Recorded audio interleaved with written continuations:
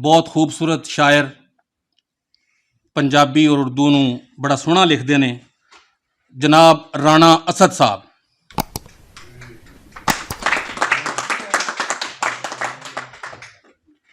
दिल मेरा जद तैनू सोचण लगदा है, दिल मेरा जद तैनू सोचण लगदा है, विछड़न दा डर सावां रोकण लगदा है। दिल मेरा जद तैनू सोचण लगदा है, विछड़न दा डर सावां रोकण लगदा है।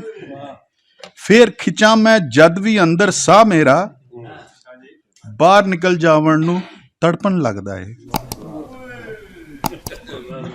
और जिवें साह दा पंछी मेरे जुस्से चों, जिवें साह दा पंछी मेरे जुस्से चों दाना चुग चुग मैनू खावण लगदा है। और जद भी मैं गल प्यार दी करदा हर बंदा, जद भी मैं गल प्यार दी करदा हर बंदा, गल मेरी क्यों खबरे तोलन लगदा है। जद भी मैं गल प्यार दी करदा हर बंदा, गल मेरी क्यों खबरे तोलन लगदा है। और अखियां बदला वांगू पर पर जांदियां ने, अखियां बदला वांगू पर पर जांदियां ने, वसण नू बेताब अज सावण लगदा है। ते कलियां वेख के मैनू मेरे अंदर दा, कलियां वेख के मैनू मेरे अंदर दा दूजा असद फिर अंदरों बोलन लगदा है। और दिल मेरा जद तैनू सोचण लगदा है, विछड़न दा डर सावां रोकण लगदा है।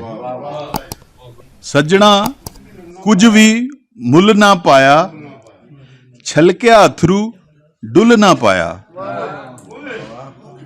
सज्जणा कुछ भी मुल ना पाया, छलकिया अथरू डुल ना पाया।